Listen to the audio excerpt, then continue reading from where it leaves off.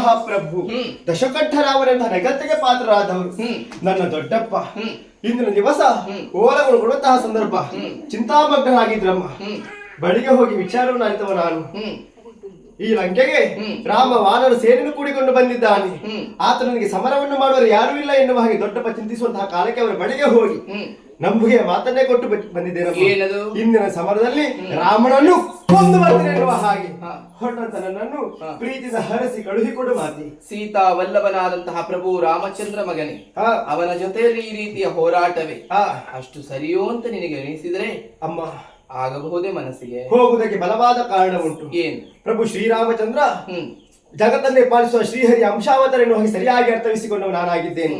ನನ್ನಪ್ಪ ವಿಭೀಷಣ ಮಹಾಶಯರು ಪ್ರಭು ಶ್ರೀರಾಮಚಂದ್ರನ ಪಾದ ಸೇವೆಯನ್ನು ಮಾಡುತ್ತಾ ಮಾಡುತ್ತಾ ಮಾಡುತ್ತಾ ಮೋಕ್ಷದ ಪಥದಲ್ಲಿ ಮುನ್ನಡೆದು ಹೋಗ್ತಾ ಇದ್ದಾರೆ. ಇನ್ನು ನೀನು ಸೀತಾಮಾತೆ ಸೇವೆಯನ್ನು ಮಾಡಿಕೊಂಡು ಬಂದವಳು ತಾಯಿ. ನಿಮ್ಮಿಬ್ಬರ ಮಗ ನಾನು, ನನಗೂ ಅಂತಹ ಸೇವೆ ಲಭಿಸಬೇಕು ತಾನೆ. ಅದಕ್ಕಾಗಿ ಹೊರಡು ನಿಂತವ ನಾನು. ಒಂದೊಮ್ಮೆಗೆ ರಾಮನ ಬಾಣಕ್ಕೆ ನನ್ನ ಪ್ರಾಣವೇ ಹೋಗಿ ಎಂದಾದ್ರೆ ಮೋಕ್ಷ ಏನು ನನ್ನ ಪಾಲಿಗೆ ಲಭಿಸುತ್ತದೆ. ಕಳುಹಿಕೊಡು ಮಾತೆ. ಬಂದದ್ದು ಬರಲೇ ಆ ರಾಮನ ಇಚ್ಛೆ ಅಂತೀಯ.